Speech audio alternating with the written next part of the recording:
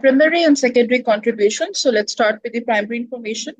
If this is the first-hand data collected directly by the organization, like consumer surveys, internal performance reports. Primary information, primary data, first-hand information, raw data. It is all the, you can say, substitutional word for this because primary data is the data which is extracted with the news stats. For example, if I have launched a product and I want to get to know about it from the general public, from the consumers, so that is going to be literally a new information which I'm going to work on. Ma'am, can you repeat once again primary information? Yeah. Primary information is the first-hand information, it's the brand new information which we extract from the people from different resources. It could be for the surveys, it could be for the thesis, it could be for the research proposal, and so on. It depends for which information we are trying to extract it. It is brand new. For example, a company gathering consumer feedback on a new product launch uses this primary information to refine its offerings and develop future strategies. For example, again, if I'm launching a new kind of product in the market, let's say new biscuits, which are gluten free and they're keto friendly at the same moment. So I'm going to patch test as well for the first time. I'm going to get the review. If it passed that review, everything is perfectly fine, then I'm going to launch it publicly. Secondary information. This information is basically researchers have already done the research on it and you're only trying to improve it, or you're just filling the research gap. Once you are going to move towards the other courses, we are going to study about the research proposals as well, which is necessary for the abstract writing and thesis work. So then you're going to get to know that what is actually secondary information, the one people had already researched on, and we are going to just do further work on it. This data resourced from the external sources like industry reports, market studies, government statistics.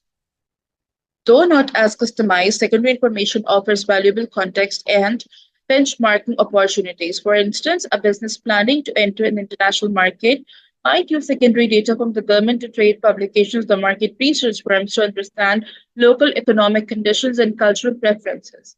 Again, the government statistics, the one at the stock exchange, at the FPR as well, what they are doing. They're extracting the information from the general public. What is the ratio of income going on? What is the rate of inflation going on? At what rate we're going to pretend the fiscal policies, the monetary policies, and so on, so that they can control the four sectors in the economy, that is household, government, the general public, and the frameworks. Then number 4, supporting and validating decisions with information. One of the key contributions of the information is to support and validate the strategic decision. First, what support means here, it means you're going to stand with it. Whatsoever the decision the company has taken, the organization has taken, you are going to abide by it. Because obviously, whatsoever the decision is, it is made according to the rules and regulations, then according to the objectives of the organizations too, and validated, that is, everything is going to up to mark and up to date. This validation process involves ensuring that decisions are based on reliable data and that the assumptions behind those decisions are backed by the factual evidence. First, for example, the kinds of decision. Financial.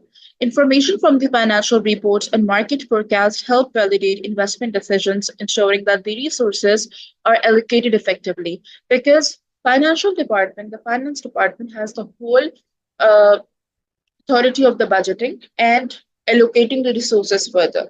They are going to tell you whether you can do these investments or not, or this investment is going to be the best one or not, because they are more included towards the income statement, balance sheet, cash flow. They know that what amount of money is coming in the business and what is the outflow status.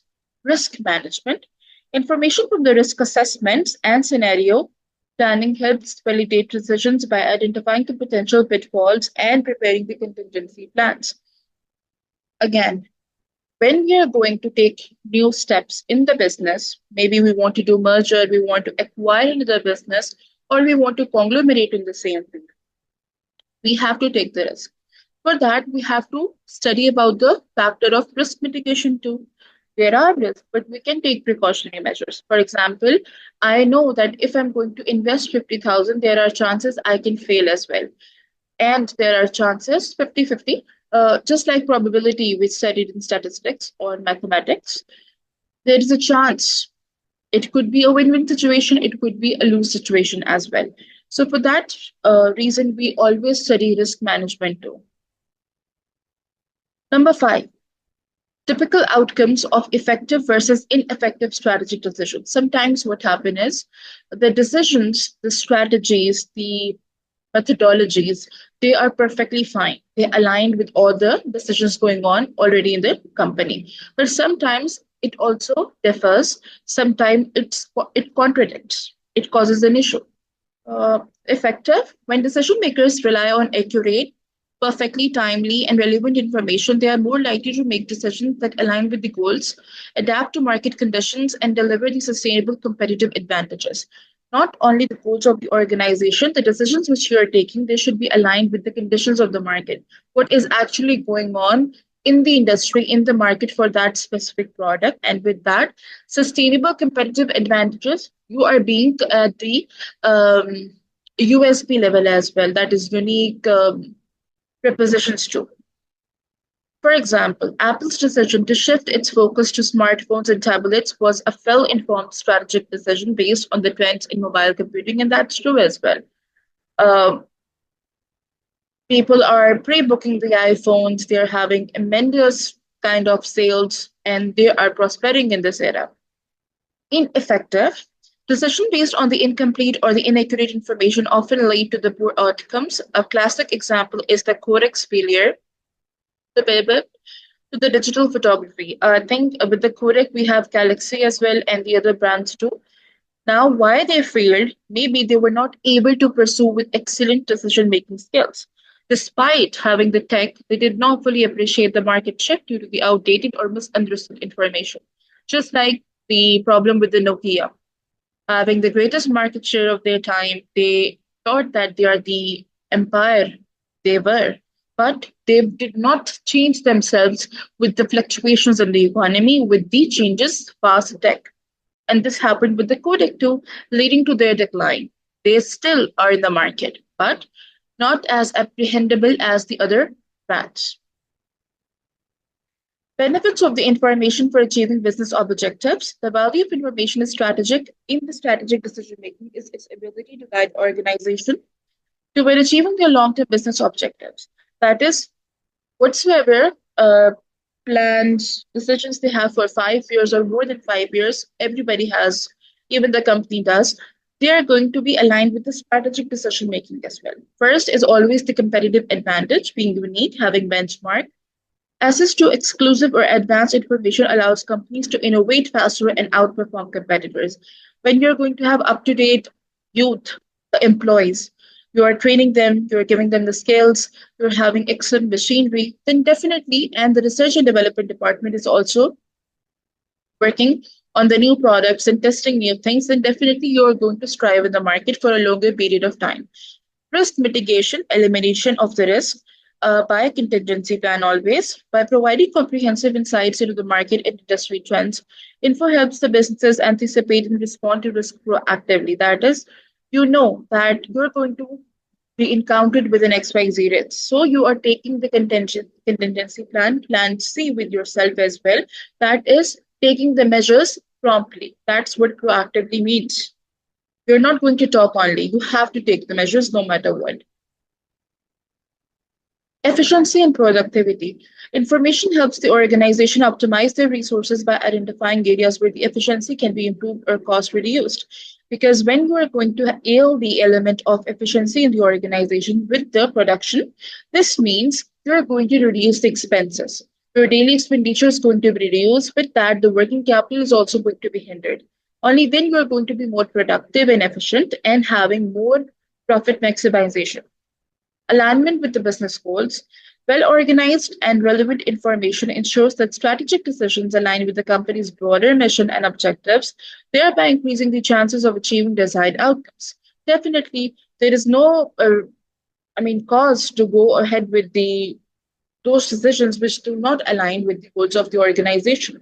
It is very important, whatever you are gonna uh, do in the business in the same field or the other fields, you need to be with the strategic decisions of the goals of objectives of the organization.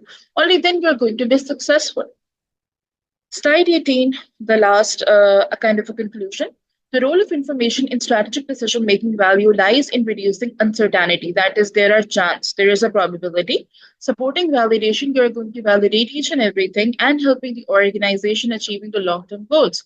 That is, all those achievements, the goals which you need to achieve in the longer run for the organization. By using both primary and secondary sources and ensuring that information is accurate and timely, that is, it's up to date, it's not obsolete, businesses can make informed decisions that lead to sustained success. That is, you're not going to be in the business for only 1 year, 2 year, or 3 year, or any business can come and trigger you or have a give a tough time to you people, the organization. So for that, you're going to take proper measures beforehand. Effective use of information results in the better planning. Risk mitigation, that is, this is the result of the planning which we take beforehand.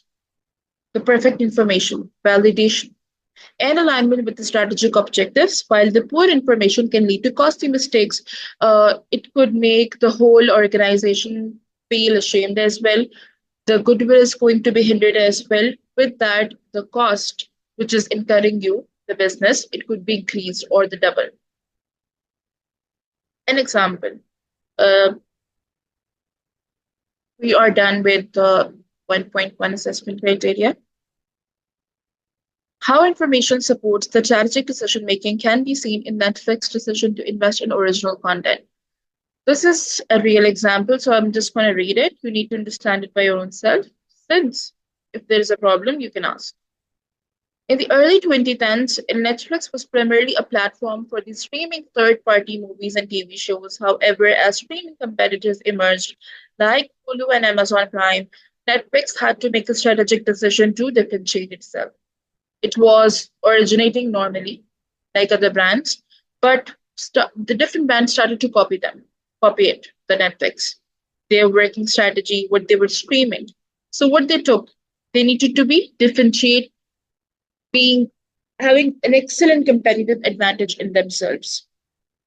What they did. But the Hulu's and Amazon or any other platform like Amazon Prime Video, they almost try to beat the Netflix as well. Because Yeah. Netflix is known for the primarily like one of the biggest platform. Yes. Especially Amazon tried to beat Netflix, but somehow they failed to do that. Why they failed? Because Netflix was an excellent in R&D, in research and development. Yes. This is the reason. They were testing different strategies, and still they are the best. Ma'am, what about this Disney Plus Hotstar?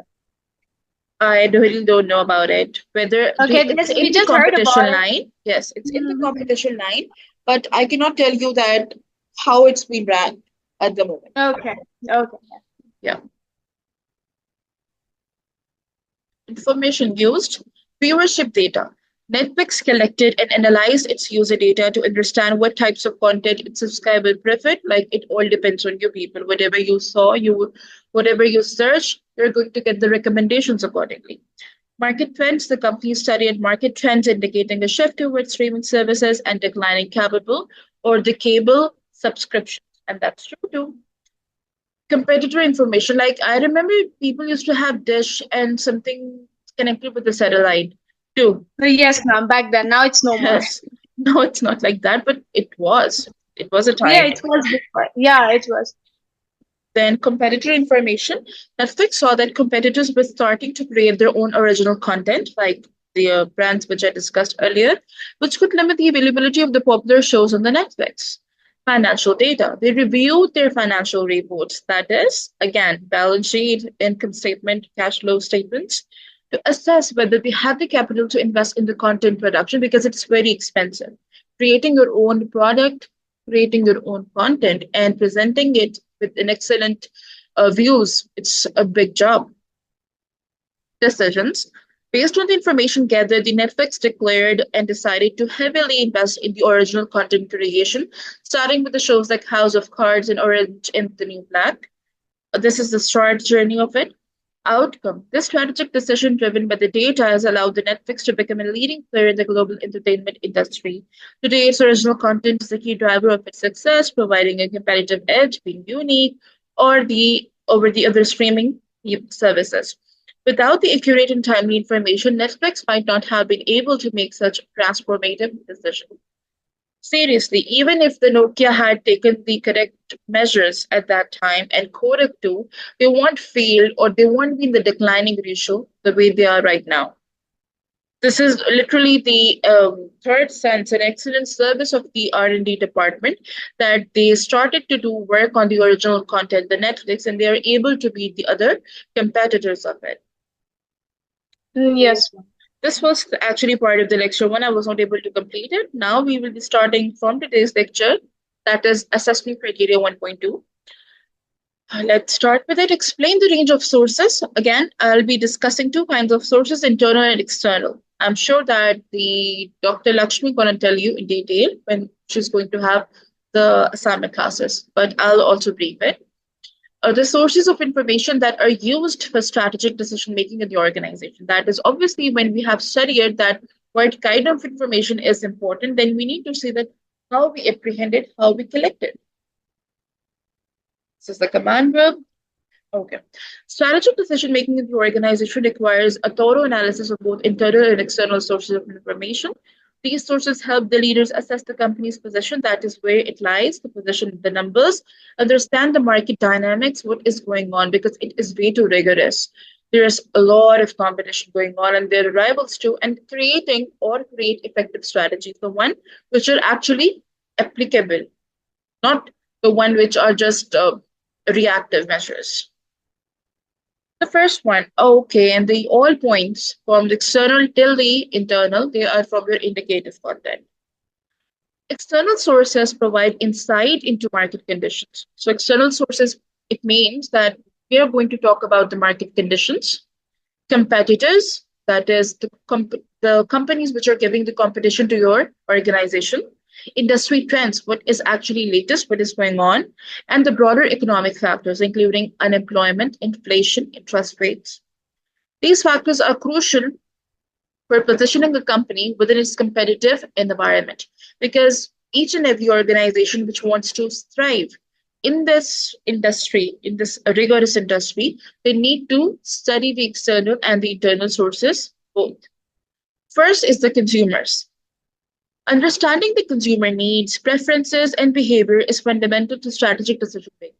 We need to study the consumer mind, their likings, their dislikes, their wants, their desires, their needs, and then we're able to make a product. For example, Tesco in the UK, supermarket giant, uses the data from its club card loyalty program.